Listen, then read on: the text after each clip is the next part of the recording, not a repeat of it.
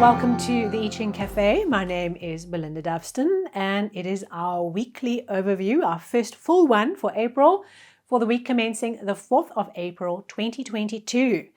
So looking back at last week, we had an interesting week. We always have interesting weeks, don't we?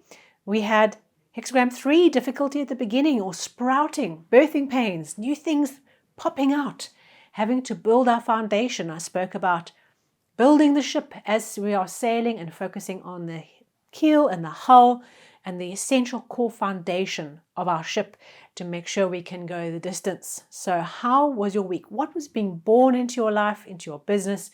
What were you running around and preparing and dealing with? Because new things were being born and coming to you at a rapid rate. And we had this call to follow the lodestar, follow the thing that is important to us and putting one foot in front of the other, trusting the process again for a third week in a row, and letting the course of events guide us forward. What happened for you last week? So this week, what is the I Ching asking us to pay attention to focus on? Amidst all the other things we're trying to do, what is a key thing that we could focus on that would really give us insight, inspiration, motivation, and movement for this week? And our first hexagram is hexagram 24, the return. If we look at the structure of the hexagram, we have a male yang line coming in the bottom and a whole lot of female lines at the top. Like think of it as earth and this thing coming out of the earth, the turning point, right? It is the turning point out of winter, out of the dark night into spring. It's the turning point from difficulty to better times. It's returning to something we know, returning to a place we've been before.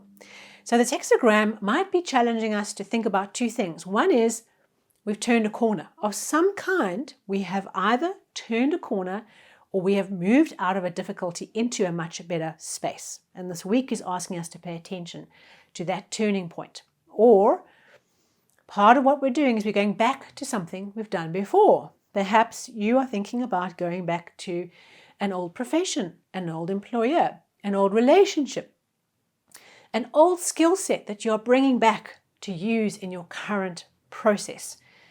Returning back and turning back to something of the past is a key theme that we are being asked to pay attention to. And very often this can be just getting ourselves back onto the path that we are meant to be on, getting back to our journey, our path of growth and development.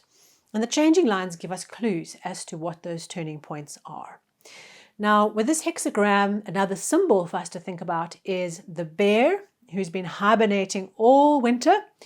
And now the bear has to suddenly start moving and come out of the cave. There's a sense, there's an intuition that spring has arrived. It's time to go out and start feeding.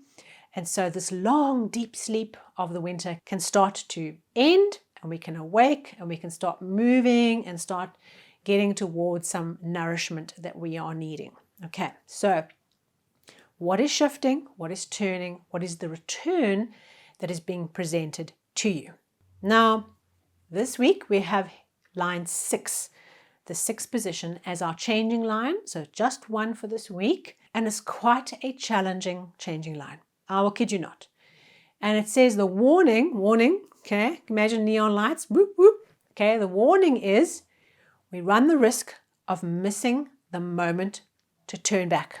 Okay. And as a result of missing, if we should miss the moment to turn back, there is great trouble for the leader. There is problems for the troops. There are issues that will take 10 years for the people to recover from. So when I read this changing line, we'll work with what this might mean personally in a moment, but I was instantly drawn to what's happening in the Ukraine and the Russia invasion, the war upon the Ukraine people. And let's see what happens with this changing line of what does it mean for either party or for both parties in the situation to miss the opportunity of turning back from the course ahead. And what does that mean? So I would just put it out there, when we talk about global events and we work with the I Ching, it's not to judge or to come to any condemnation or any kind of decision, but just to let us see things in a new way and to reflect on new things in a new way. And let's see what unfolds. But from a point of view, this is such a war-related changing line that I thought I would share that with you, because let's just keep an open mind as we look at this week. Let's hope, let's firm, and let's pray that all parties honor the moment to turn back from the collision course of potential unending conflict and crisis and chaos and pain. Let's hope, let's pray, let's affirm that the right moment is seen, that whatever it means, whoever is being spoken about in terms of turning back from that moment of no return, that point of no return, let's affirm that peace reigns supreme and that things can move in a much better, higher level of position than what we have experienced.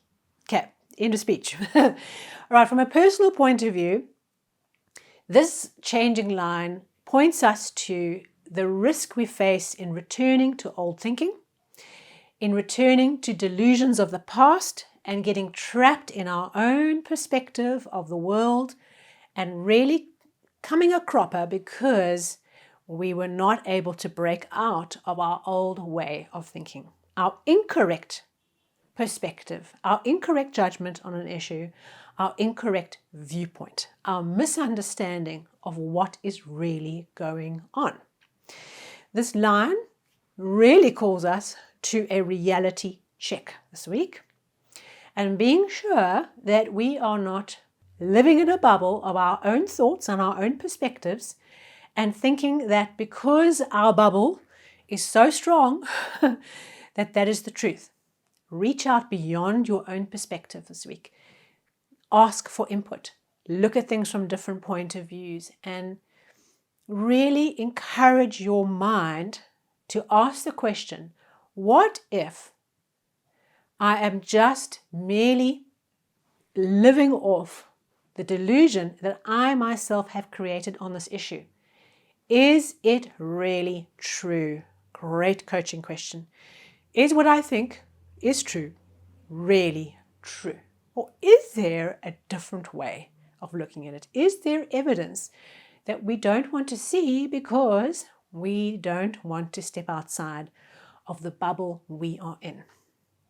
If we can turn back from the delusion, if we can not miss that moment to turn back from that old way of thinking, we can get the value of the second hexagram for this week, which is hexagram 27, nourishment. Okay, so this is the blessing that is part of this week, is being able to tap into nourishment, being able to step into being open and receptive and sharing openly, because nourishment is an open mouth. We look at the hexagram. The shape is an open mouth.